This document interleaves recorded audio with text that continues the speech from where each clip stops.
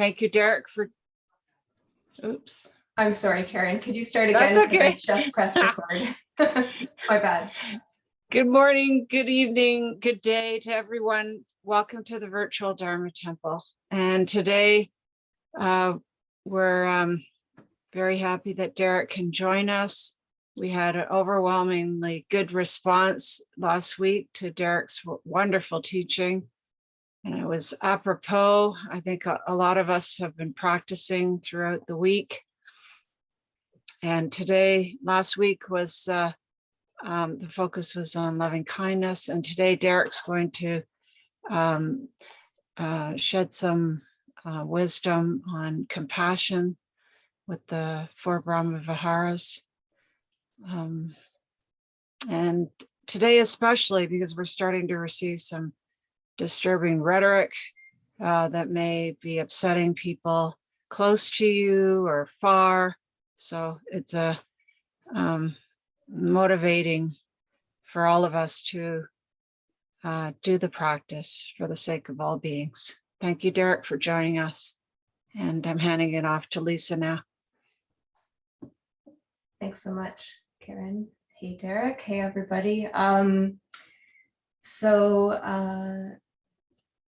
Yeah, I won't do a long rant again this time about why we need to do this practice, but I think everybody's here because they know why it's so important.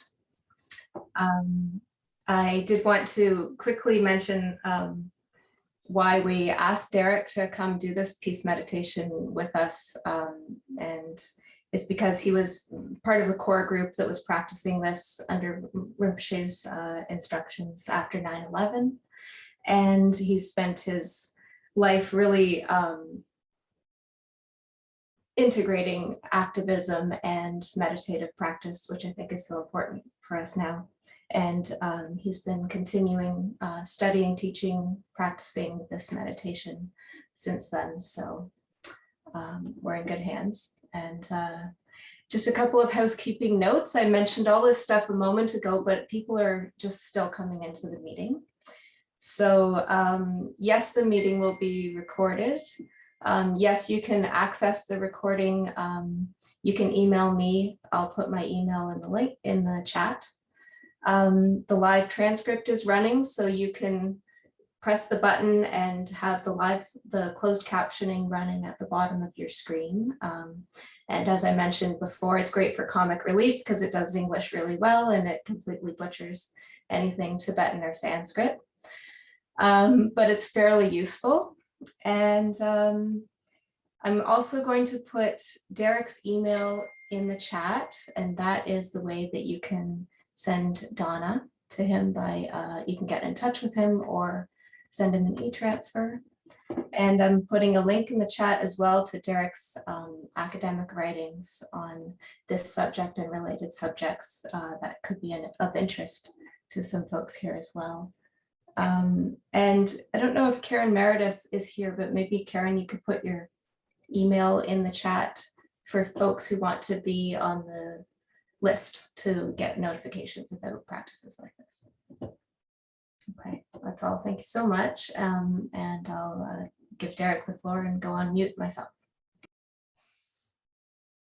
Hi, folks. I'll add one other thing, maybe Lisa can add to the chat. The Morin Heights meditation group has a YouTube site called A Little Mudita. And that's where we archive recordings and chats, most of them in French and English, and some of our sits and things. And permitting from the Virtual Dharma Temple folks, Karen and Lisa, will archive this talk there if people want to find it. Yeah, so shall we start the traditional invocation? And just formula or format. A little bit of orientation to this, why this practice, and then we'll sit doing the practice, and I'll provide some suggestions or guidelines or as to how we might do it. And then at the end, some Q&A with the questions going to Lisa, criticisms going to Karen, and I'll sit here and mute myself and be entertained. So that's at the end. Okay, great. So let's start with our invocation. Namo Tassa Bhagavato Arahato Samma Sambuddhassa. Namo Tassa Bhagavato Arahato Samma Sambuddhassa. Namo Tassa Bhagavato Arahato Samma Sambuddhassa. Compassion, non-clinging awareness, wisdom.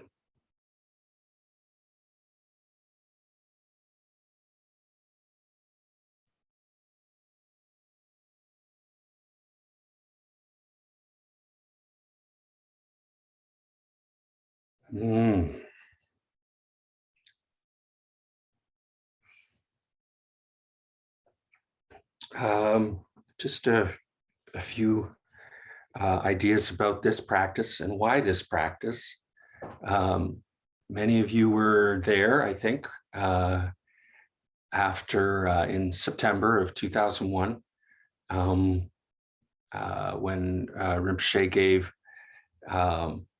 teaching at the end of a Kala Chakra course in response to the brewing violence that was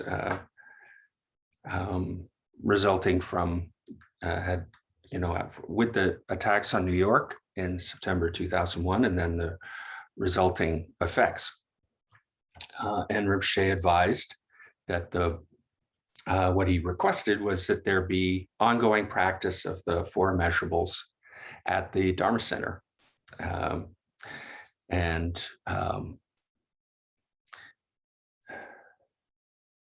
The Four Immeasurables, quick orientation, most of you, probably all of you know this, but they're also known as the Brahma Viharas, and they are love or friendliness, compassion, appreciative joy, and equanimity. And the innovation that the Buddha came up with, I mean, there's not anything particularly Buddhistic-y about love. It's not like other religious traditions haven't thought of it and don't practice it. They do. The innovation the Buddha came up with is linking the profound field, unlimited or unconfined, unenclosed nature of these experiences, and how to practice them. And routinely, he, in the old suttas, the most common way he advises practicing them is the directional radiation method, which we'll do, which is a segue to this immeasurable experience, profound experience. And it's the absorption in the boundless or the profound that is quite powerful and transformative. And in a way, it's Bhikkhu Analayo, one of the greatest translators we've been fortunate to have, who's written many books on various subjects, but has said that the Four Immeasurables give a foretaste of the final goal. They're kind of like, of course, none of you ever did this. You didn't use Cole's notes in schools. You didn't cheat. You didn't try to jump to the end and figure the answers out before you got there. But some people that I may have associated with in school, we did that kind of thing. And the Four Immeasurables are kind of a way of jumping to the end, to the result, and getting a foretaste of the final goal. And again, none of this would have happened to any of you, but one of the tricky things about experiences of boundlessness, emptiness, is that when they're approached by people who may have some residual amount of anger or hatred left. Of course, we don't know any people like that, but if we did, the experience of opening of the mind can feel kind of terrifying. As you may have been there when Rinpoche famously came into Seringma House in the second last year, of his life, when he was teaching frequently there. I recall the screen door banging and him walking in, and before even sitting, he said rather loudly to the group, "I hope you all like spiders," which is a hell of a way to start a class. But anyway, I hope you all like spiders. And of course, then he leaves a long gap while we're all perplexed trying to figure out what's going on, and Terry gets the robe and he sits down and then he says, "You want to know why?" And of course, 50 heads in the room are like, and he says, "Because when there's an experience of totality, totality includes spiders. It's everything. And sharks. It's everything. So you better cultivate loving kindness." And I think that's the kind of the unappreciated secret of the profound immersions, these boundless experiences, is that they give us kind of a safe way into these boundless experiences of totality, mind-only union, without having, without kind of freaking out about it. And this is a very profound level of connection with reality, or experience of reality, what really is. So this practice was espoused by Rinpoche after 9/11. And as I mentioned last week, when the events happened and a group of 25 were sealed in silence on September 11th and doing the Kala Chakra with Rinpoche at the center, there'd been no communication. And so Rinpoche came in and announced that this terrible thing had happened in New York, and said, "You'll have to pray without ceasing." And he asked for people to come forward and do the Immeasurables practice. And as I mentioned last week, but it's probably worth repeating, and it was very moving at the time to hear him say it. He said, the lamas and the rabbis and the priests and the imams, he said, "We will all pray, but what we do won't be enough, because heaven is more moved by the prayers of one sinner than the prayers of 1,000 saints."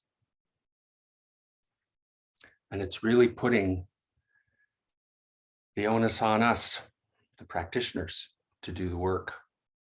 And so we did, and we still do.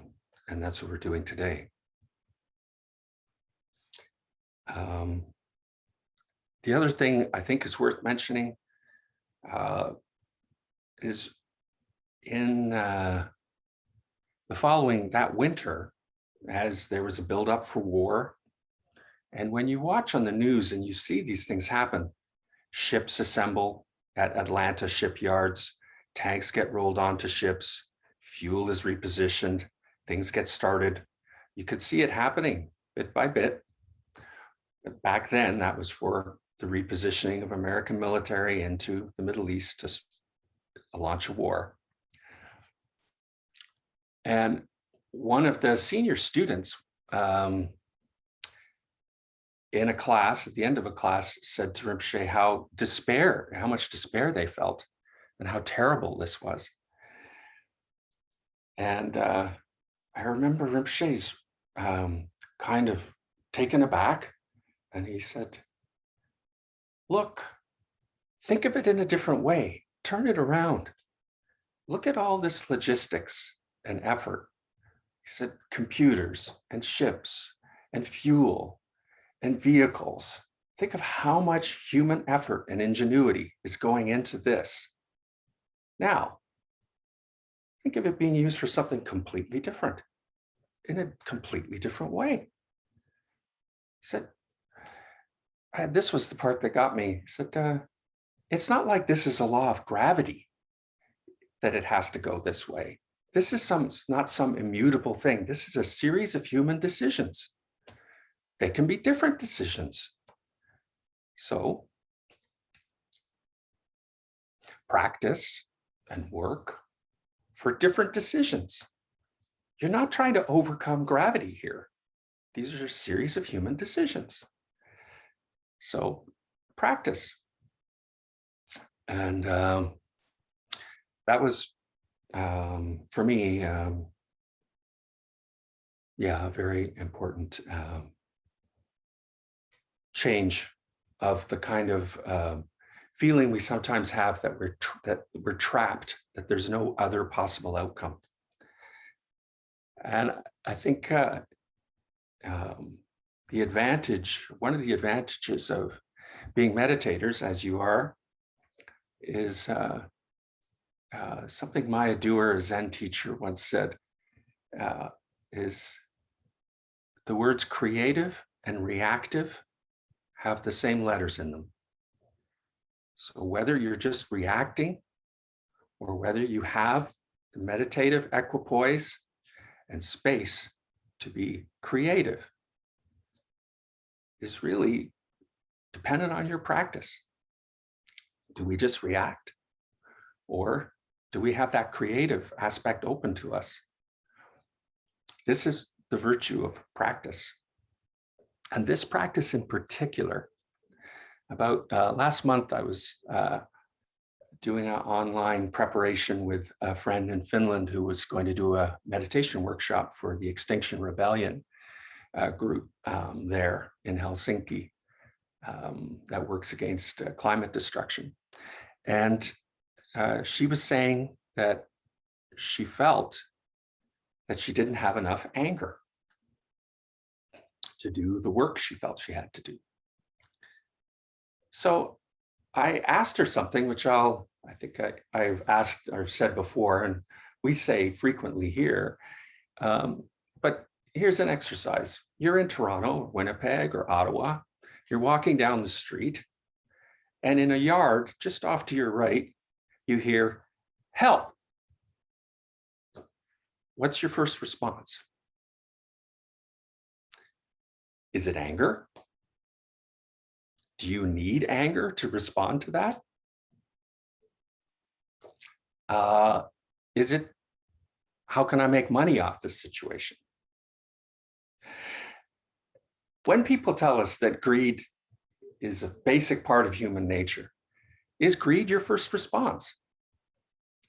Nobody I know, almost none of us would say that. Selfishness is not your first response. Hatred is not your first response. What your first response is the impulse to help. It's this protective impulse. That's karuna. That's what we're meditating on today, compassion. It doesn't require, even though it doesn't require sadness, it doesn't require anger.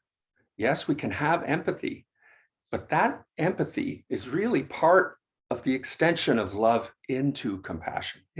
That's the care, the warmth, the kindness we've been meditating on with loving kindness.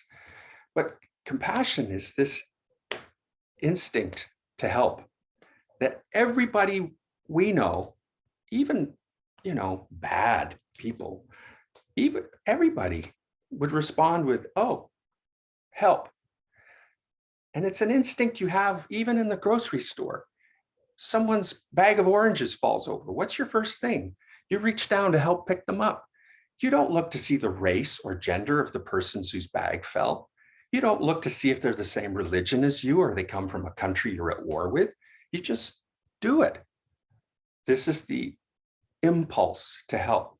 It's a base part of human nature. And the only innovation, so it's available to everybody, it's not Buddhistic-y. The innovation the Buddha had was this directional method and accessing it at a profound, oceanic, not measured level, without an object, without a subject. The feeling of this as a field, which is our goal. That's where we're headed to. So when we practice today, if that's a feeling you can access right off the bat, awesome. Then you can teach the next time. I have to go through steps. I don't get there that quickly. And so that's why we have steps. We use prompts, and we practice with the immeasurable through the body, and then the directions. And then we end up in this profound place, this impulse that is part of everything. And we imagine it permeated everywhere, reinforced and supported, strengthened. It's like recognizing it's a pot of tea, but we're making a strong tea with this stuff. It's not just a weak tea. This is a strong tea with compassion. And as I mentioned, it incorporates the love from the first immeasurable. And in fact, it's probably better to have our friend, I think we have a retired music professor here, but it's probably better for him to teach these, because these are actually more like notes on a chord. You should think of them as love, compassion, sympathetic joy. They're notes on a chord. So sometimes we focus on one note and we make it stronger, but really they harmonize together. They're a practice that go together. So all we're doing right now is focusing on one of these notes particularly. Here, let me mix metaphors. I'm making strong tea with that one, but it goes together, right? So that's the practice today. We'll be doing this feeling, this lovely instinct that is based in love and kindness, and that feeling of warmth. And then it's this responsiveness, this responding to people, to help, to protect, and it's creative. Yes, what we do as meditators, the other thing that changes is it's not merely reactive, it's creative. We find ways to do this responding in the ways that are the most skillful, the most meaningful. But at base, our end today, at the end of our sit, will be the profound contact with this feeling of protection and responsiveness and care that is not, doesn't need a particular object or a situation. So does that make sense about kind of the orientation? Before we leave this subject, I just think it's worth mentioning, of course, one of the people who writes the most impressively about this is Thich Nhat Hanh, who endured bombing in his country and was always an incredible exponent of compassion. But somewhat unusually to most listeners, he repeatedly said the ideal orientation for compassion is that of a doctor or a paramedic, in that they don't have to be sad to do their job. In fact, frankly, sadness can sometimes interfere with us doing this well, being responsive. It's not that we won't get sad, I'm pleased, this isn't a criticism of emotion, but it's not necessary. If it arises, that's fine. But the ideal is really, we're all spiritual paramedics today. That's our job. We're spiritual paramedics, right? We're trying to cultivate that feeling of being available, responsive, and each of you has your Dharma ambulance parked in a different neighborhood, and you're available, and you're cultivating this feeling of responsiveness. So that's what, that's kind of the orientation we'll do today. And we'll use prompts, but, and you can return to them if you need them.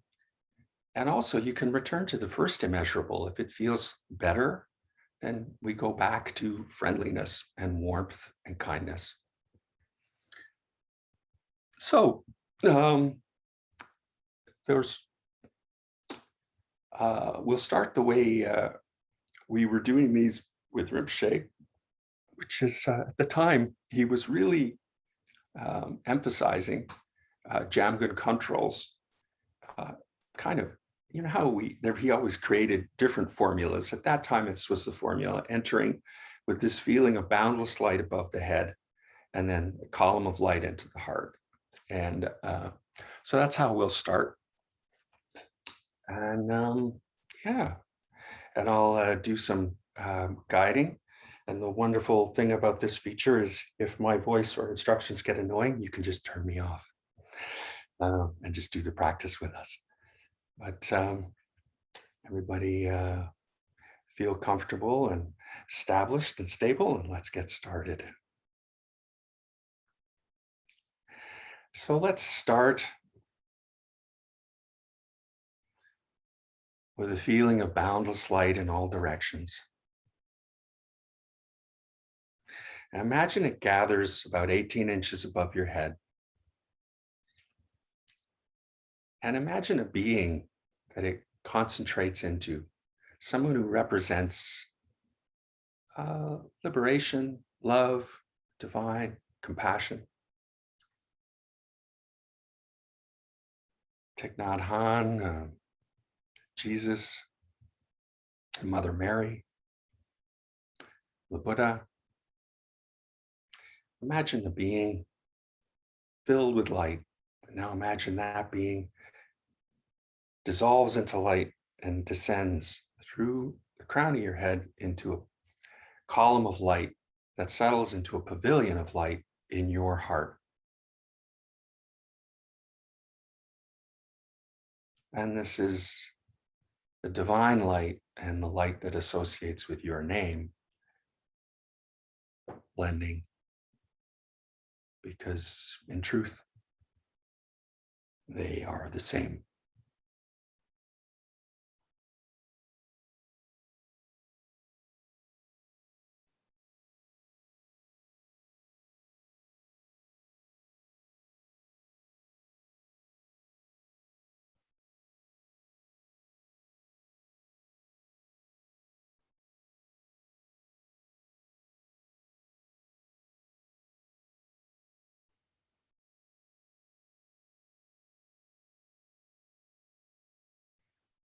And now we think of instances of helpfulness, a feeling of protectiveness we have, or where we felt protected, where others have reached out and helped us, where this interaction of compassion has happened, and evoke the feeling, what it feels like to be part of that dynamic of helpfulness, responsiveness.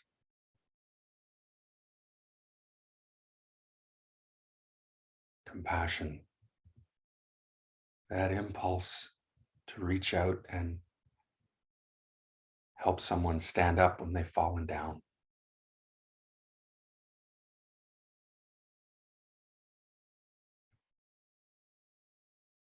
There are all sorts of examples and instances we've been through where we've comforted a dog at the veterinarian, where we've helped someone who's injured, where we've been helped, where someone's offered a thoughtful, kind advice, where we have done that.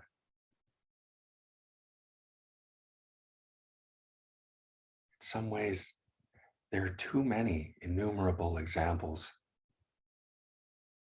of helpfulness, protectiveness, kind actions to alleviate suffering. Karuna is alleviation of suffering.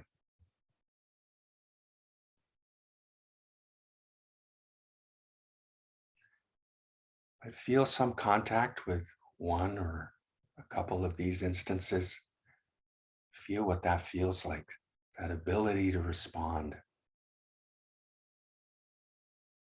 care, and act on that care.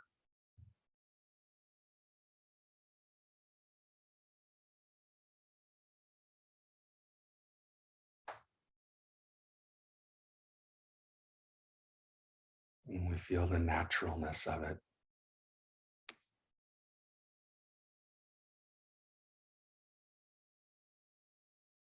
Now we're going to permeate the body with this feeling of compassion, caring action, the availability to respond, and the impulse to alleviate suffering.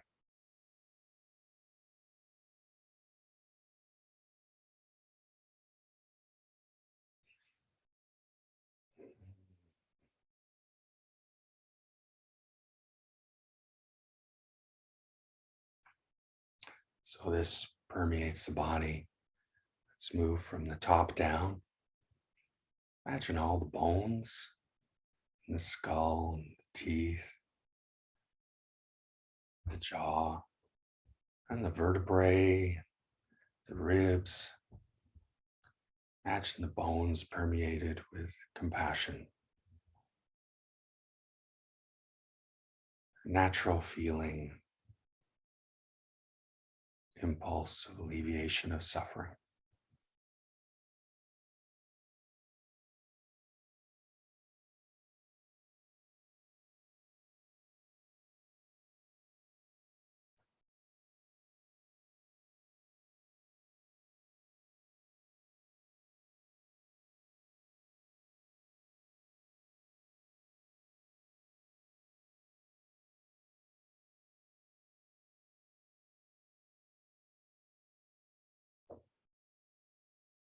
And the bones in the arms and the hands, the fingers, the hips and the legs and the feet.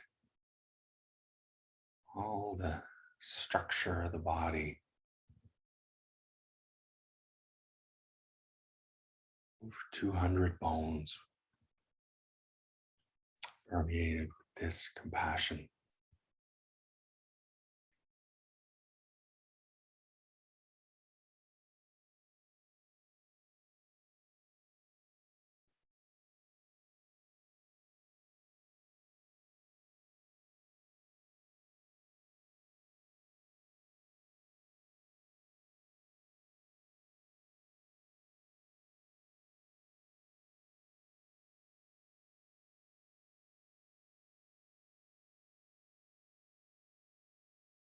And now the flesh and the muscles starting up at the top again. Flesh around the face, the muscles and tissues in the neck and the torso and the arms.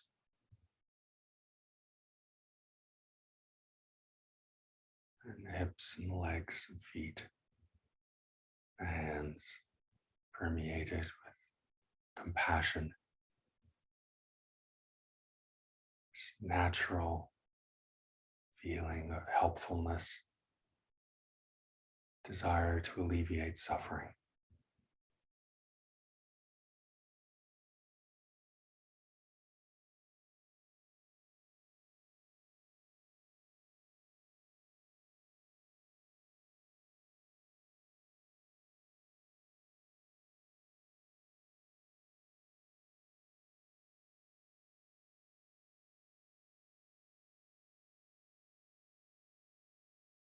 Now we go back to the top and let's do the senses, the eyes,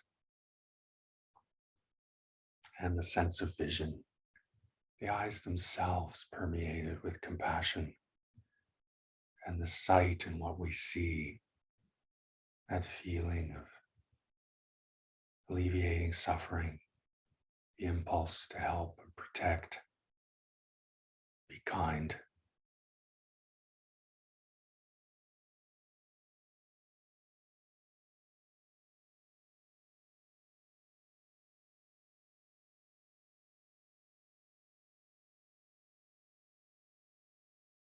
And the ears,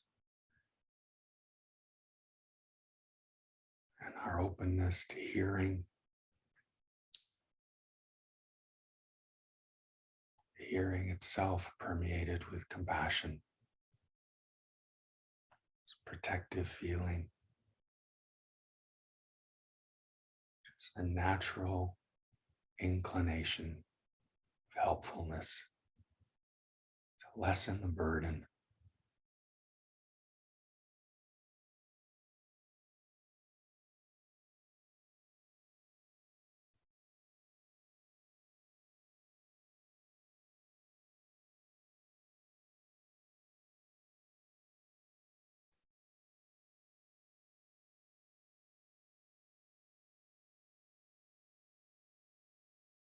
And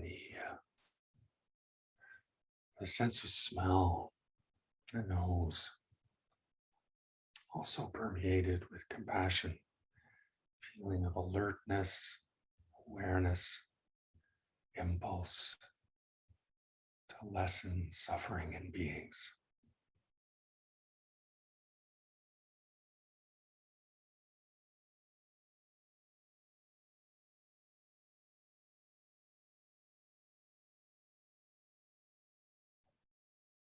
Taste, tongue, the mouth, and the feeling of alleviating suffering, lessening difficulties, natural feeling.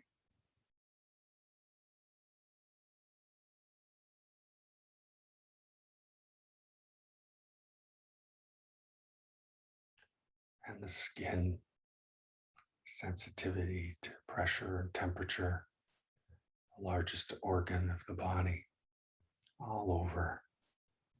Sensitivity to contact and a feeling of instinctive understanding of alleviating suffering.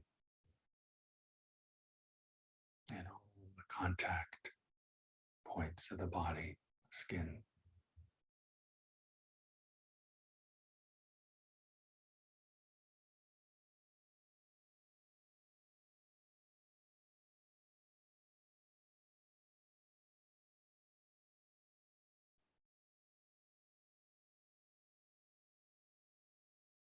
And some of the major systems, like the nervous system, communication and energy, connecting to the brain, the entire nervous system, in a relaxed feeling of availability to respond,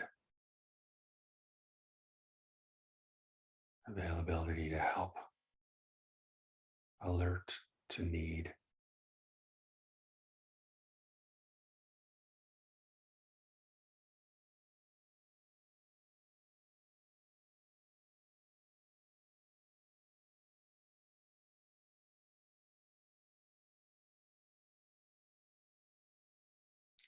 The circulation, the rivers and streams of the body, and the heart moving them,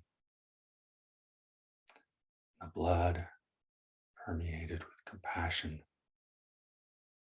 feeling of alleviation of suffering, the availability to spring in to help beings.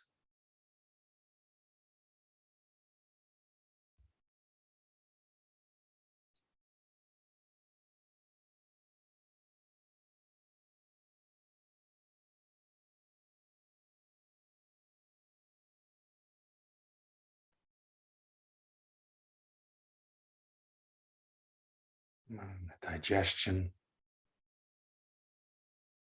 these systems that are so helpful to the overall organism, alleviating difficulty, protecting and responding, the natural feeling of compassion of the systems of the body, including the digestion.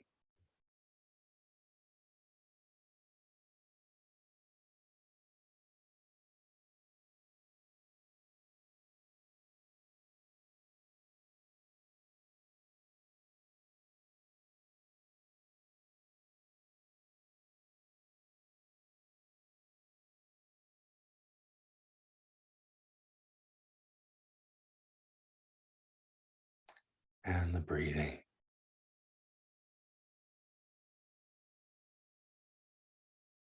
A relaxed presence in the breathing that evokes this ability to respond, impulse to help and protect, is in the breath and the lungs, gently moving in and out.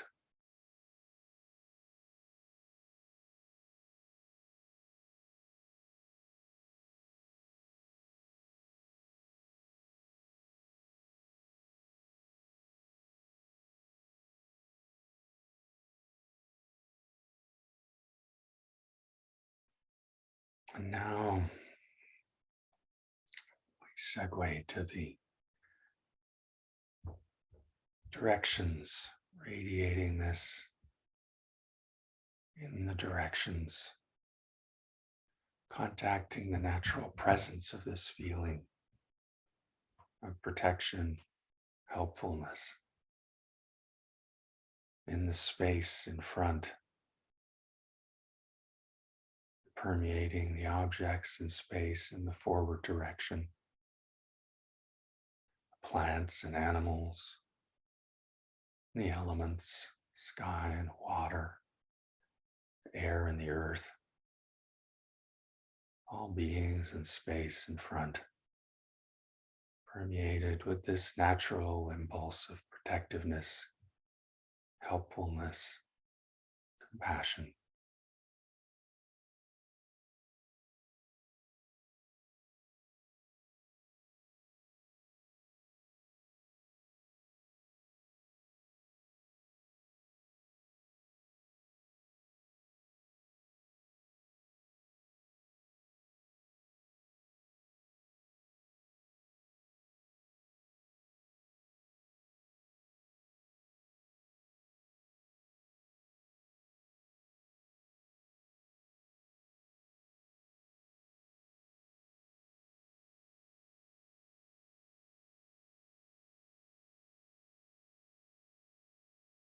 And we'll move clockwise, now radiating to the right.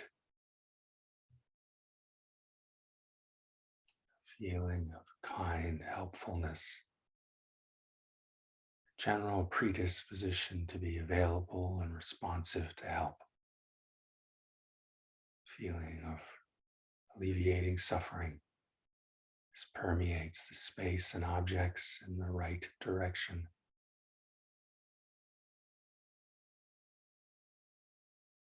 Permeating beings and plants, animals, and the elements and the space.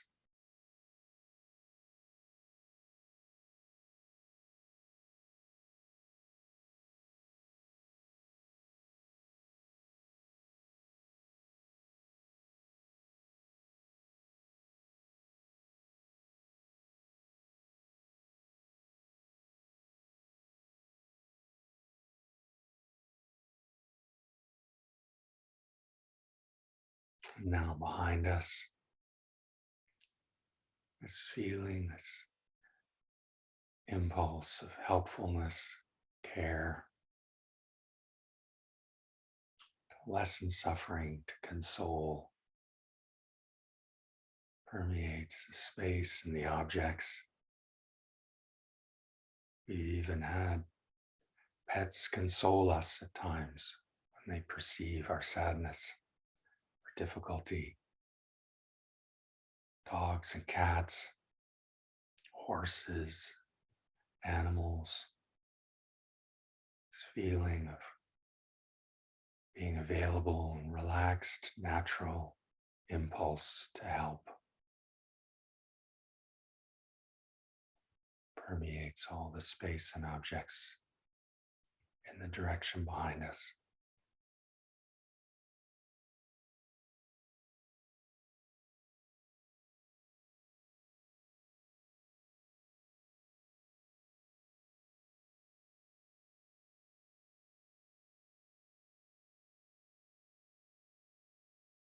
Mhm. And then to the left, as near or far as feels natural, easeful.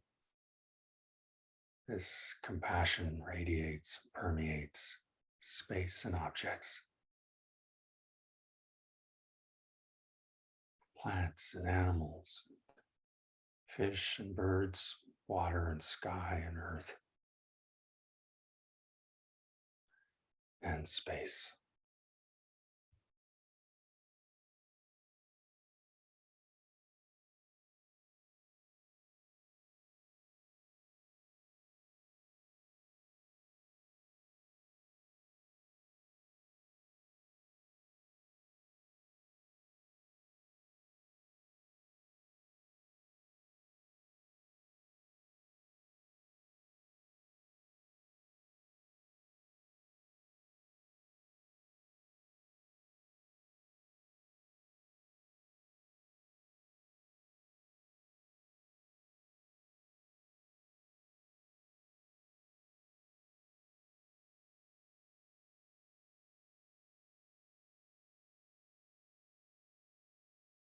And now, now down,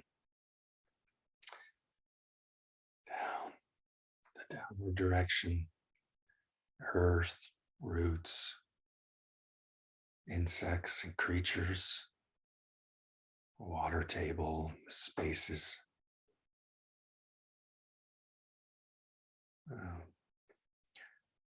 mushrooms and fungi, and all the space and matter and beings beneath us, permeated with gentle, natural, responsive helpfulness, impulse to lessen suffering.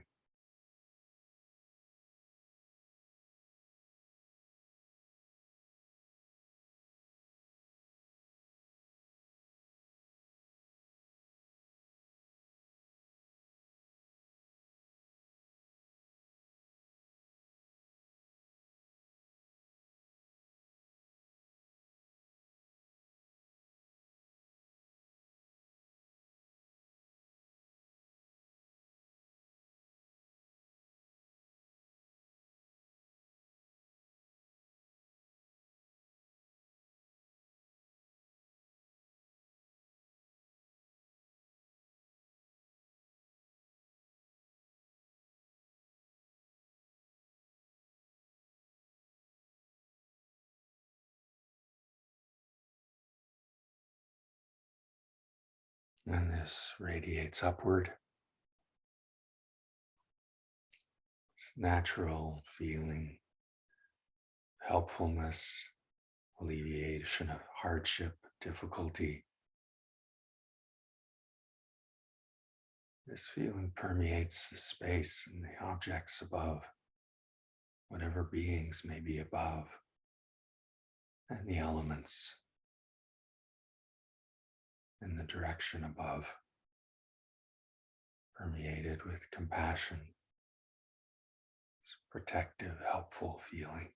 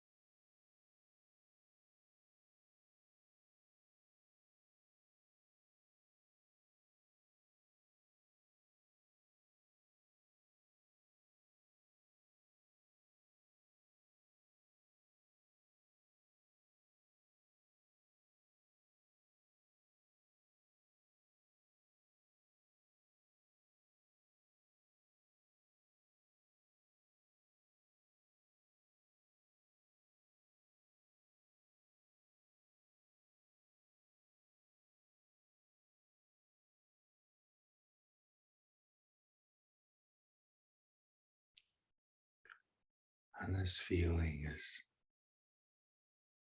boundless. It's in the upward, down, cross, all directions.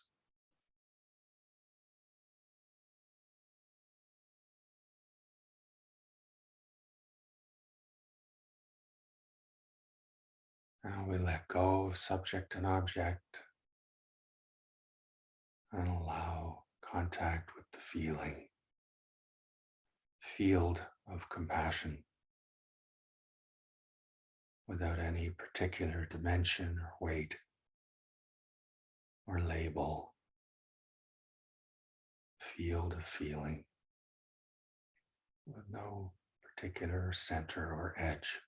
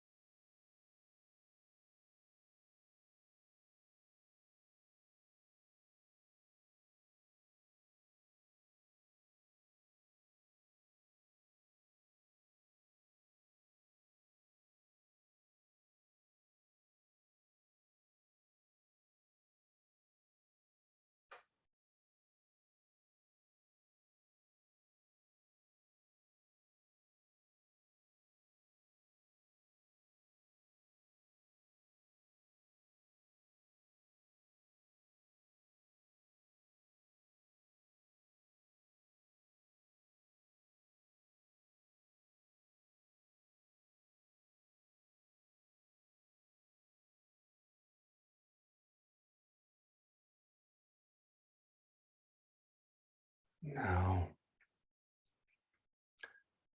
we allow mind to come back to the heart.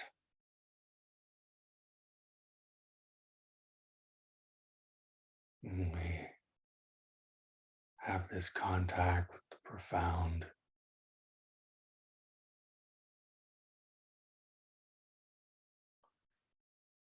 boundless feeling of compassion. We call to mind any places or people, animals, environments, climate, any contexts that we wish to direct or concentrate this feeling of compassion for.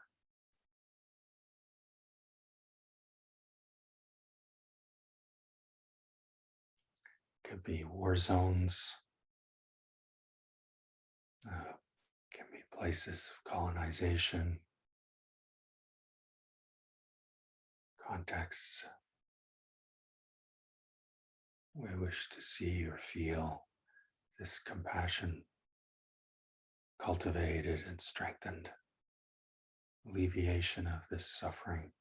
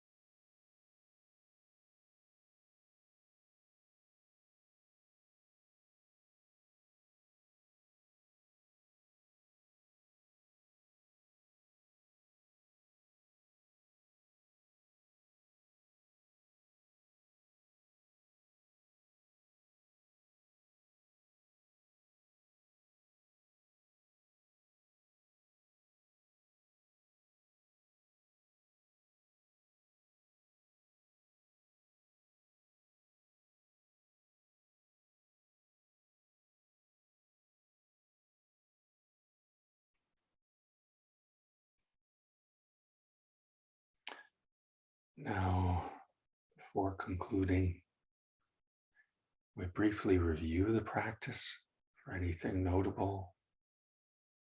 Make a note of it and let it go.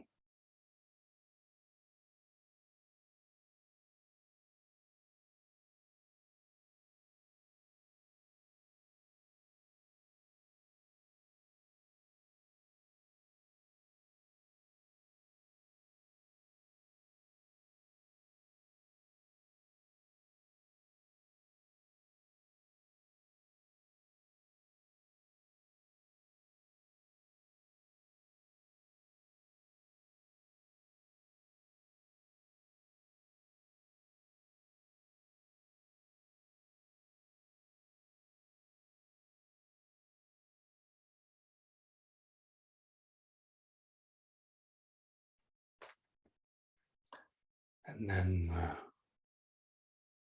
do the traditional sharing of merit, the Pali prayer. Idam te punya kamma haswakya motu. Idam te punya kamma haswakya motu. Idam te punya kamma haswakya motu. Sabe sata sukhitantu. May all beings be well and happy. By the power of this action, may we attain awakening. Having attained awakening, may we defeat all unwholesome states. Through the endless storms of birth, illness, old age, and death, may we help all beings to cross the oceans of suffering of the worlds. And by the power of this action, may all our teachers be well and happy. May they abide happily and have long lives and travel safely and spread the Dharma as vast as the sky. Sadhu, sadhu, sadhu.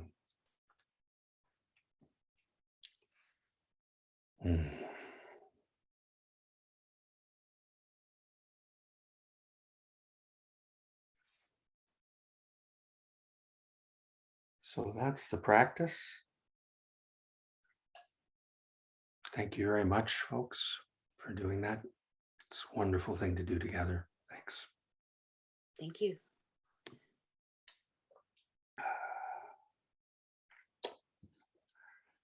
If there's any, for those who are here, we know the process from last week.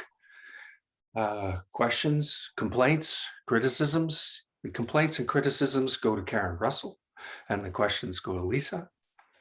And yeah, I look forward to hearing their answers. Thank you, Derek. Yeah, thank you.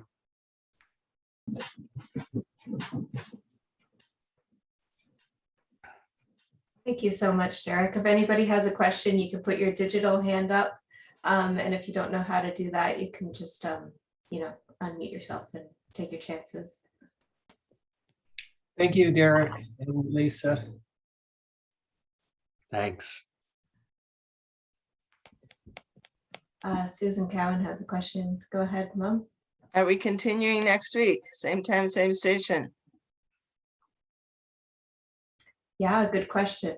So this is a set of 4 meditations, and we did the first one last week at this time on Saturday.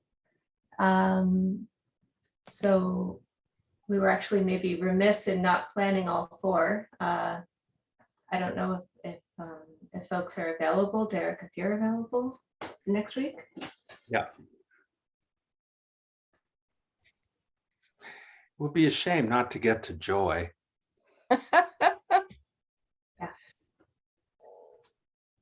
So on that note, then, if anybody's here who doesn't know how to get in touch and be on the email list for the new link for next week, Karen Meredith, maybe you could put your email in the chat just one more time. She's the keeper of the Virtual Dharma Temple list, and I don't know, Derek might have his own list that you could get on as well. And I'll put my email in there as well. If you wanted to catch up on last week's session or ask for any other information, I'll just put those in there now.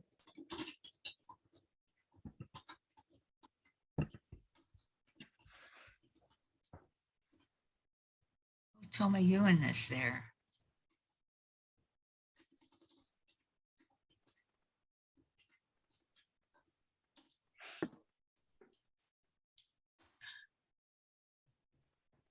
So Toma Ewan is there.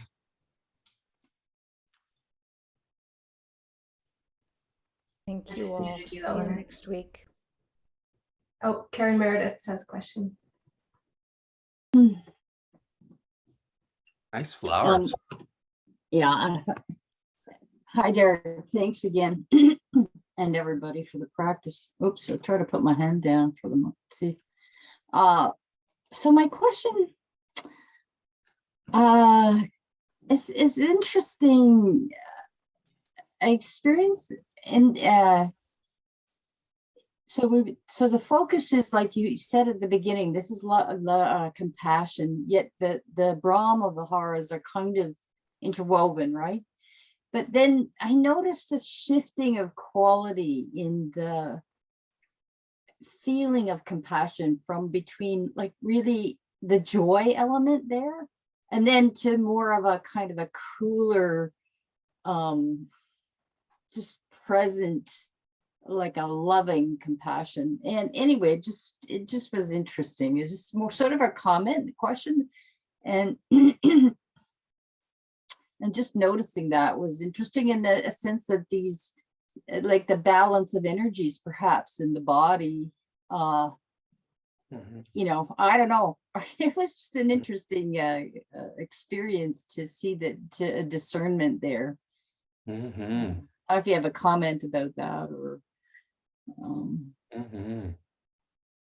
Yeah, there is a spectrum. I find the same thing, that it's almost like a range of temperature, or more like almost like a weather system.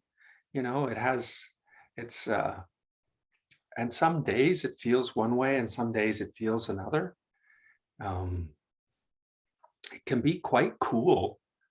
You know, in terms of, that's the surprise, is that the paramedic aspect of being helpful can be quite cool, and then there's an aspect of incredible warmth and consolation and concern that can also be in it as well. So it feels to me like that's a natural aspect, actually, for all of these, to give, you know, they're like a spectrum, it feels to me, you know, like a color spectrum almost. You know, you'd have more concentration or blending at different ends of the spectrum. And that's what it feels like. Maybe not for others, but I agree with you, for me too.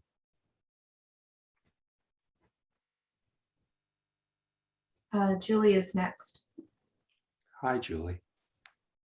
Thank you so much for the meditation and your teaching beforehand, and your comment just now about the spectrum. in my work with people, I do experience that spectrum quite often. Sometimes my desire to deliver compassion is very urgent. It's almost hot. Other times, I feel very protective of the person I'm working with. Sometimes on the behalf of the person I'm working with, I feel angry. Other times I do feel cooler. I feel a lot more equanimity.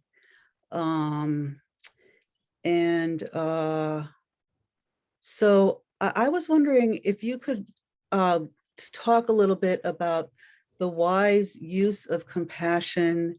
And actually, just yesterday, I came across the phrase idiot compassion. And I started to do a little, just a touch of research on that concept as well. And I think I'm going to find that extremely helpful. I'm finding lots of writings about idiot compassion.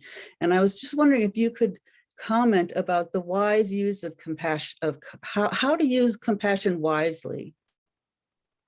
Wow. Well, thanks for the question and the observation. I've never heard of a category, idiot compassion, but that might be one of those cases where you belong to a club and you never knew you were in it because people were too polite to tell you. So it's possible that's where I've been located the whole time. I didn't know it, but would you like me to just share what the little bit tell us what it is? Sure. Having to do with using compassion in a way more to appease your own need to because you're uncomfortable with seeing someone suffering. Oh, yes, yes. Right. So you're helping them in a way that actually isn't helpful to them. Yeah, thanks, Julie. That hits the nail on the head, doesn't it? I think for sure.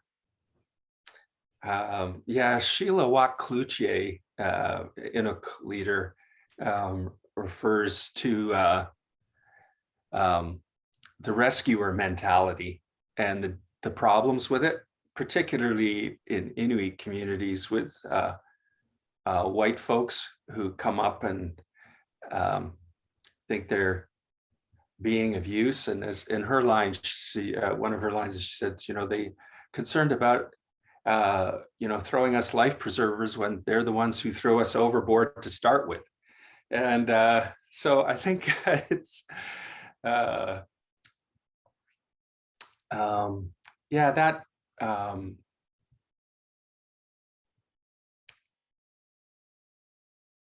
there's a difference between the inability, the way you just put it there, to abide, and therefore intervening in order to make a better emotional landscape for us because we don't like the presence of this feeling, which sounds like that's a description and something we're all familiar with for sure. But I think I always find it helpful to think of just the instinct of sharing and caring and helpfulness that we see in kids, and children. And then as adults, for me, the wise use is then getting to the skillfulness. And that is, the Buddha captured this in this expression, a very simple formula he gave: cease to do evil, learn to do good, purify the mind.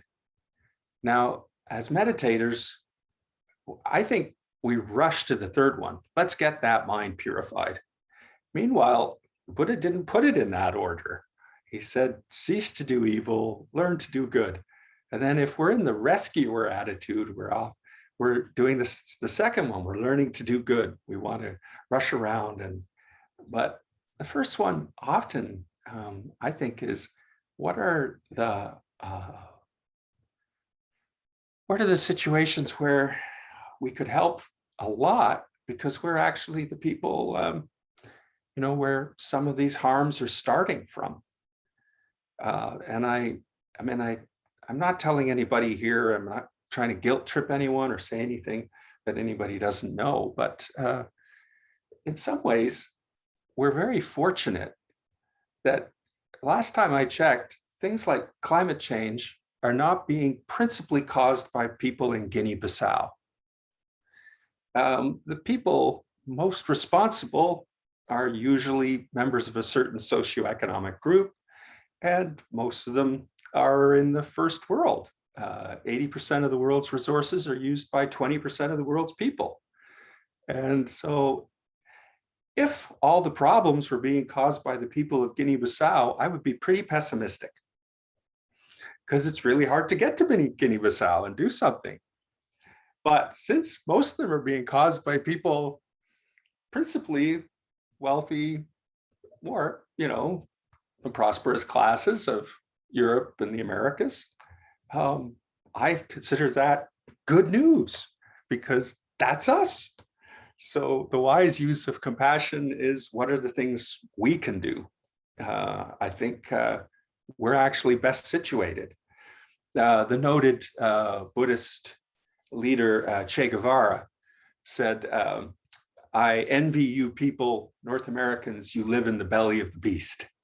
And so I think the skillful use, if I follow the Buddha's, the Buddha's advice, cease to do evil, learn to do good, purify the mind, is what are the things where we can apply ourselves right here without having to go very far.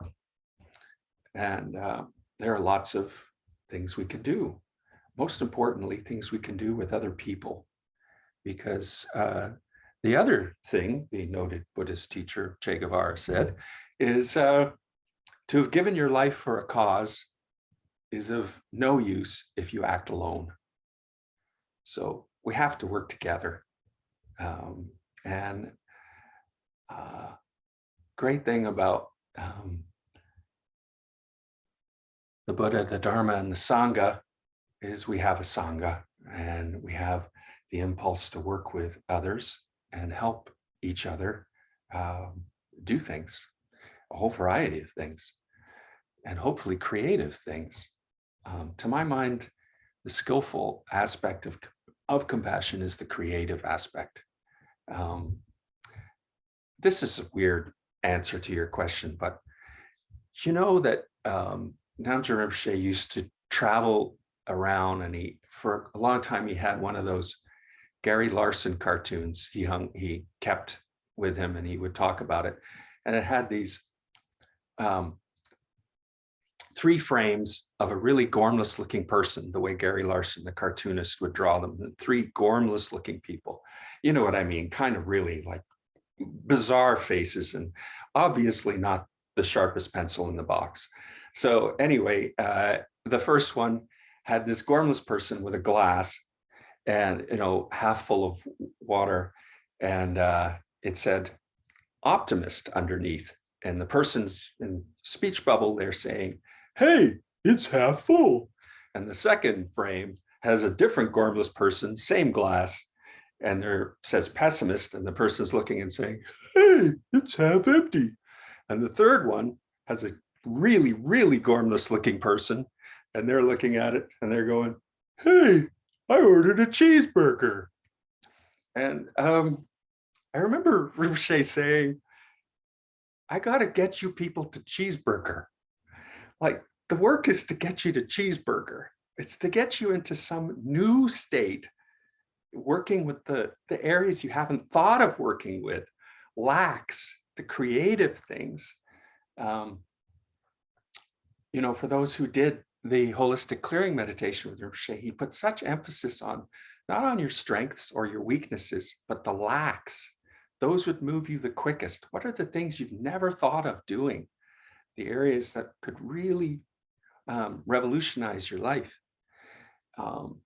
And so, yeah, as I said, very unhelpful, but I think cheeseburger, we have to get to cheeseburger.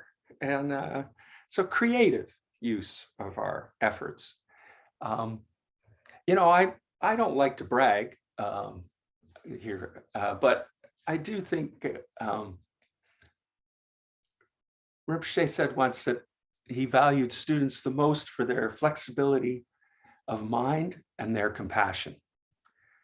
And I think at some point I was in the vying for the gold medal for lack of flexibility of mind.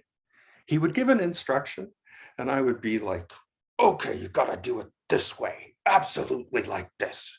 There's no variation. This was the instruction. Literally, it's like this.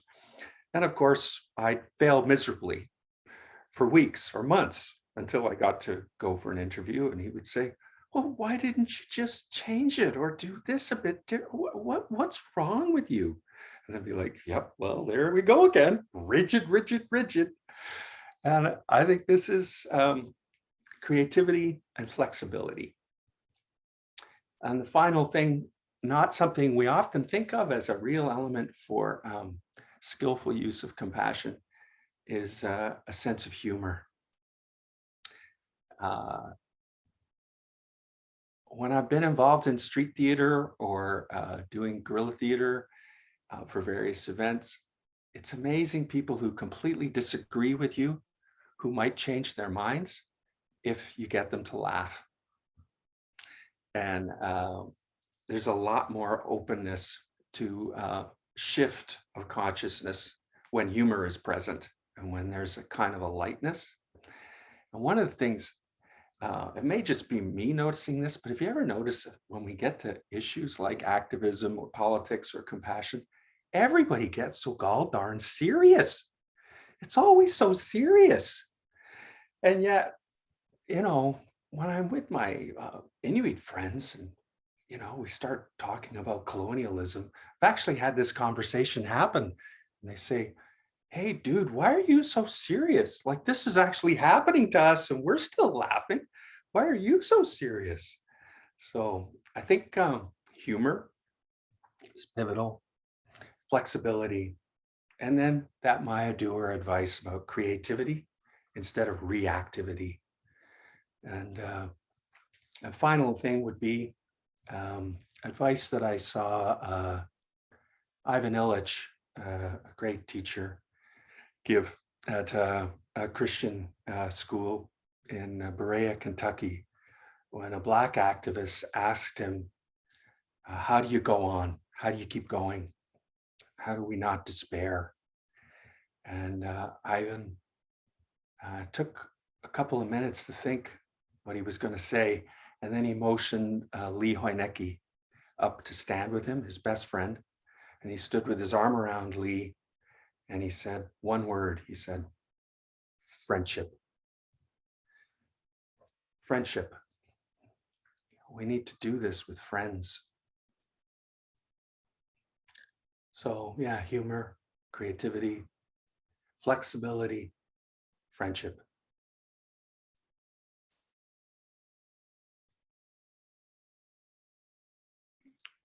May I ask a follow-up? Sure. Okay.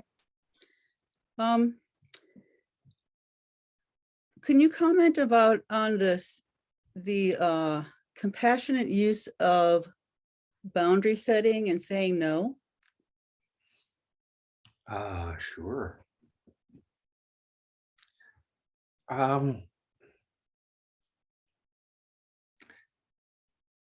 Yeah, I think that's just a matter of, you know,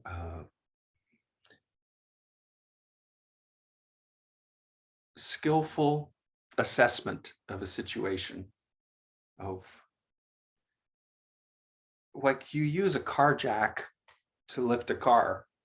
You don't go over and try and pick it up yourself. There's an acceptance of what your muscular limitations are. And in some ways, we know what we can do with our the individual amount of emotional support or effort we can apply. The reason these practices are, in my opinion, revolutionary is the Buddha is saying there's an immeasurable aspect, the contact with the profound. The way Thich Nhat Hanh puts it, he says, is there's the wave, like, you know, we are waves. And as a wave, we may think we're taller or shorter than another wave, or prettier, or not as fast. But ultimately, we're all ocean. And that ocean feeling is this immeasurable contact with compassion. But then there's the specific. You are a wave of a certain size and height and velocity. There's so many things you can do. So at the emotional level of compassion, yeah, there are going to be limitations. But one of the things that actually supports you is having access to the profound. That actually gives you more resources. And the other thing that supports us, this is Rinpoche's emphasis, was mudita, sympathetic joy. That this empathy, resonance with beings is not just meant to be for the negative or the alleviation of suffering, but the other wing, the balancer, so that we're not out of whack, is an equivalent level of energy and focus and attention to the good going on, to people's successes, to people's happiness that isn't at the expense of others. And that actually helps make a balanced person. So we don't have to throw up as many walls, because we actually have our empathy muscle working for good and resonating with success, not just all the time for alleviating difficulty. And so it's not so much as boundaries and walls, it's which we, yes, we do need to make common sense assessments of what we can and can't do. But it's also being out of balance, that you can't lift a person if you're not actually balanced with the emotional cultivation you're doing to notice the good and the success. And this was Rinpoche's first remark to me as a peace activist when I met him right at the beginning of entering the teaching. Well, you're going to have to do a lot of work on mudita and noticing sympathetic joy, because activists have this highly developed radar just to see bad. And you just get overwhelmed by seeing the bad all the time. You haven't developed the ability to see the good. And you have to work on that more. So I think the profound aspect of ocean is very helpful. And I'll apply the fourth lesson here. And this comes from a car drive. You've probably noticed this. Some of the most important learning that's gone on in my life, probably in yours too, folks who got to do this, is driving people in cars. And it's like, for those of us who get to drive our heroes or mentors or teachers, there's a lot of things that happen in a car where you learn a lot. And that's why some of our teachers are frankly have so much more on the go, because people like Terry and Rob and others, you know, they drove Rinpoche so much, so they were around all the time. They got all this. But I got to drive only once Noam Chomsky to the airport, and I was in a car with a couple of friends, and they asked him what was the most profound African-American or feminist writer that he'd read. At the same time, I was driving, I had a tape recorder on my lap, and I asked him, how do you avoid burnout? And he answered to my friends in the back seat first. He said, well, I think there are important feminist writers, and there are important African-American writers. But I don't consider ending sexual oppression, which is feminism, to be a complicated matter. He said, basically, I mean, it's obviously going to be difficult, but it's not complicated to understand. Even 5-year-olds in the schoolyard know you shouldn't treat people this way or be harmful to people because of their sex or their skin color. He says, this is, it's not a profound question. Profound questions we face are the ones that are very difficult to explain or understand, very difficult. He said, this is an important issue. He goes, I've spent most of my life, he was saying, working in the peace movement, and I haven't been that successful. My wife, Carol, has worked in the feminist movement and has had far more success than I have. And he said, that's a very important struggle. And is this where this relates to your question? Is he said, I feel we tend to use up our battery on the important battles we have to fight, the issues we work on. That's where the important is. And that depletes the battery. And it's the profound investigations, which he said for me is the question of free will and language, linguistics. That's a profound investigation, not easy to understand, very complicated. Do we have free will or not? He said, that fills your battery. And he said, so you should find questions that fill your battery. Usually they'll be the profound, and places to apply your effort to make things better. And usually those will be the important struggles. And those are the two differences. And so I think for us, the profound contact with the immeasurable is a way to fill up. And then we have the important relative struggles we take on that have, where you may have to make boundaries and make skillful decisions about how you apply yourself, triage who and what you feel you can work on and what you can't.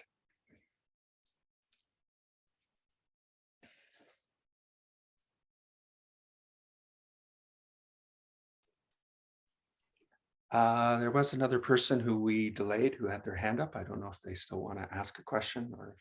I think Marianne has her hand up, and also Susan H. did before. I don't know if she wants to put it back up or if hers was answered. Marianne, you can go ahead.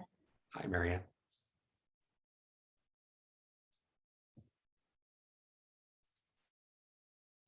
Sorry, you're on mute. I muted my video, but not my audio. I'm in Winnipeg and been working with Lama Brian, and I'm really interested in hearing you talk a bit more about applying this to our activism in the peace movement, given what's going on, how to come from a place of, compassion, equanimity, and et cetera, not from anger and reactivity and fear and reactivity. And the challenge right now with the pressure from places like the Ukrainian Canadian Congress to have NATO intervene and in the Ukraine, and how we can respond to that in a good way. Thanks, Marianne. Well,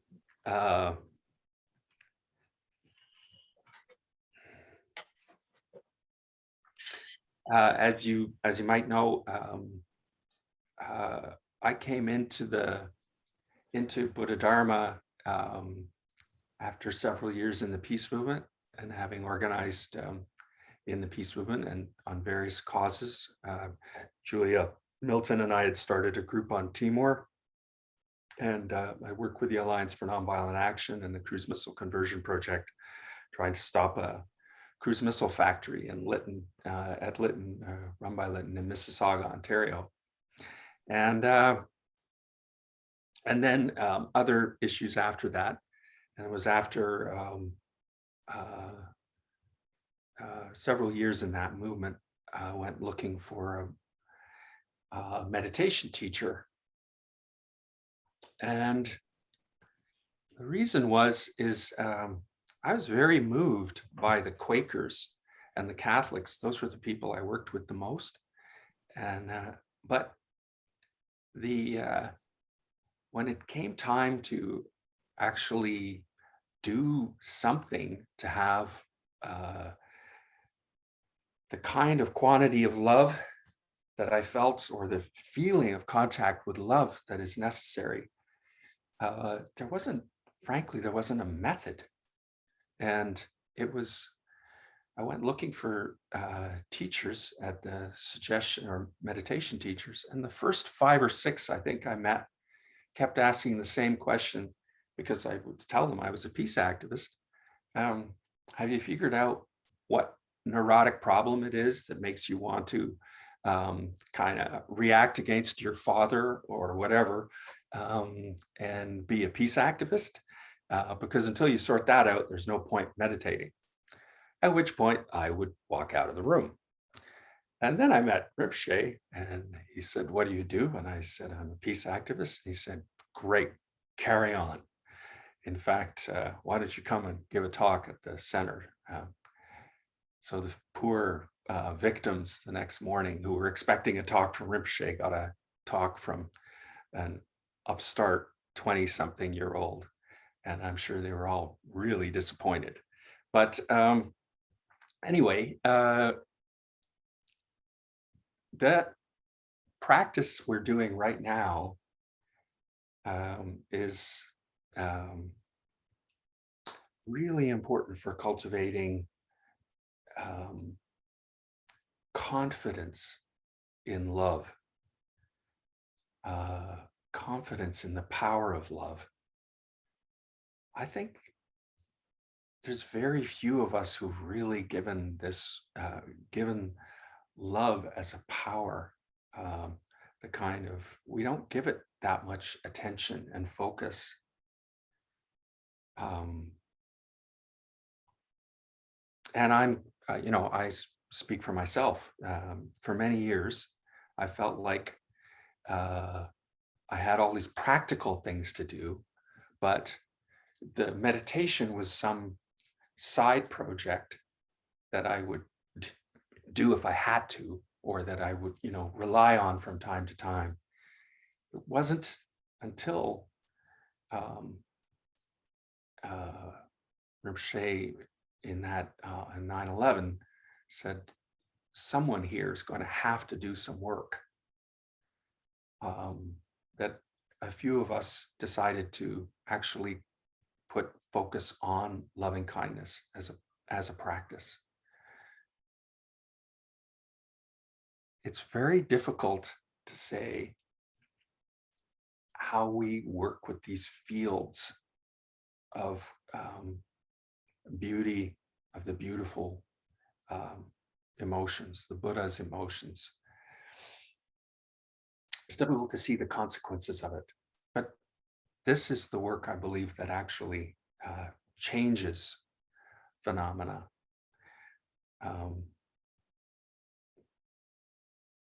And supports the kind of turn of consciousness, is to meditate with the vast field of loving kindness and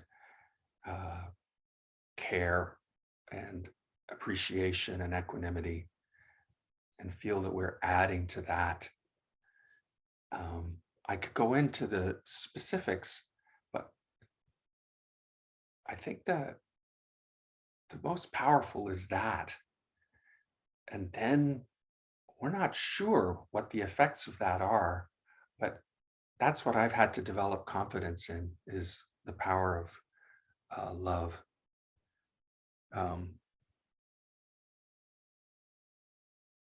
We're all here because of a Russian. The reason we're even having this chat today is because of a guy named Vasily Arkhipov, who was one of 3 men with the instruction to fire nuclear weapons in 1962 on a Russian submarine. During the Cuban Missile Crisis, exactly 60 years ago,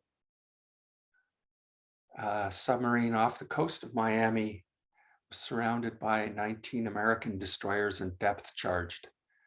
And under that situation, the 3 officers, the captain, the first officer, and the senior intelligence officer, had the authorization to fire nuclear torpedoes at Miami.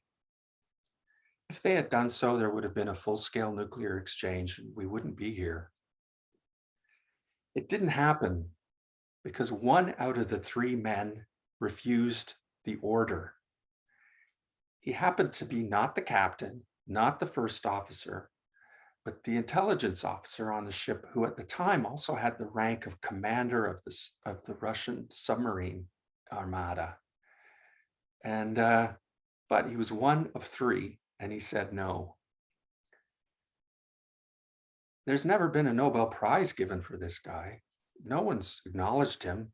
I never sent him any flowers. I don't know any of us who sent his widow any flowers because he's passed away. I don't know anybody who studied his family and wondered what his parents were like. How did a guy get to be that way so that he wouldn't do that? That's astonishing to me. There's no memorial to him. No one ever remarks on that day. We don't all thank our lucky stars. There isn't a National Archipoff Day.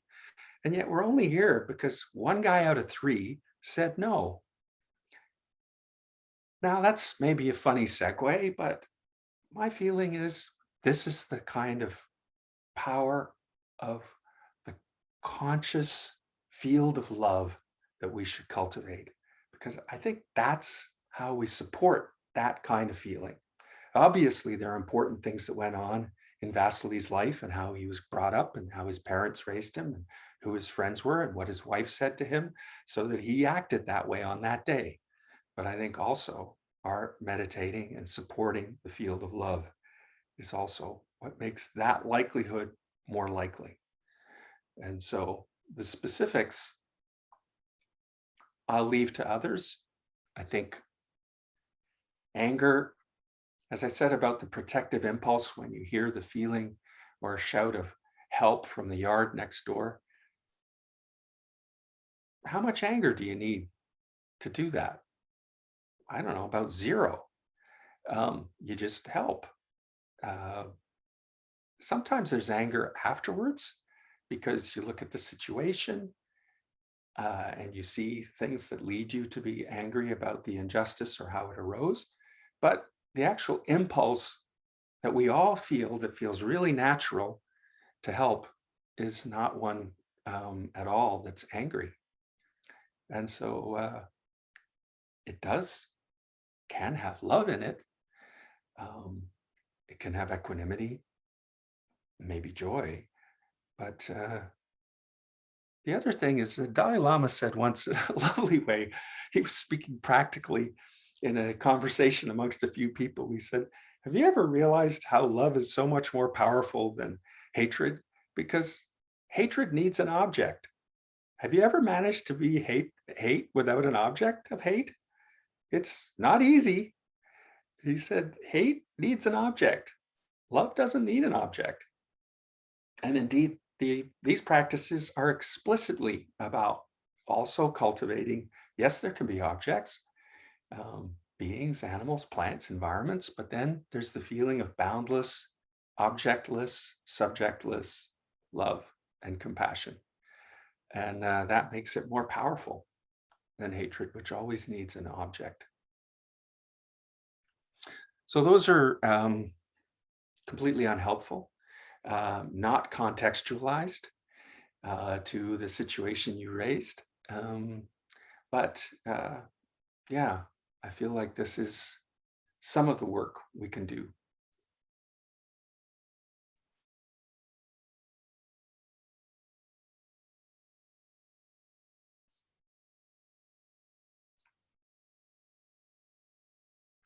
Cheers. I don't see any other hands up, so, oh, I do, Robin.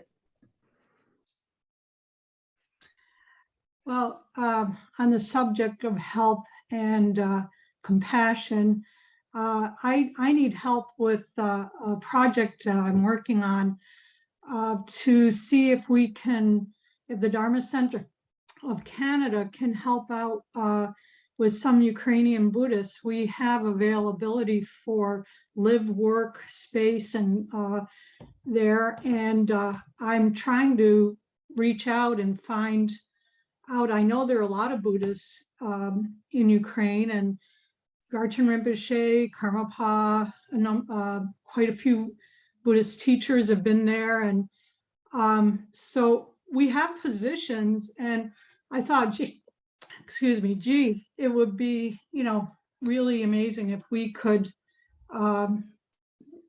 find some people we can help and they can be there and we can offer them a good situation that could eventually lead to permanent residency and possibly citizenship, and give them a safe refuge at the same time. So if anybody has any ideas or want to help with this, I'd love it.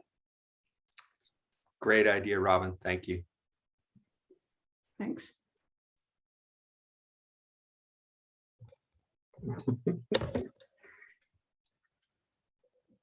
Thank you, everyone, for coming to Derek's talk and meditation today. And especially thank you, Derek, Yeah, for thanks. sharing your wisdom and compassion. And we look forward to seeing you next week with joy. And I found it particularly insightful today, Derek, in terms of seeing the thread throughout my life in terms of the movement, like what propels this being. And it's like this movement of compassion, and it surprises me personally in certain situations where I wonder, how did that happen? How's that possible? And why was I used in this situation? Not from an ego point of view, but it's just sometimes you are just the hand of a bigger motion, a bigger unfolding of compassion in the world. Thank you, Derek. Oh, well put. Thanks, Karen. Yeah, thank you, Derek. It was great. Thank you. Thank you. Thank you very much. Thank you, Derek. Mhm. Thank you. Thank you so much. Hey, thank you, folks. Thanks for practicing. Good to see you. Thank you. Thank you, Derek, and everyone. Thank you. Thank you. Thank you, Thank you. Derek. Thank you. It was- Thank you, Derek. Thanks Bye, for the everybody. great, inspiring teaching. Thank you so much. Thank you. Thank you,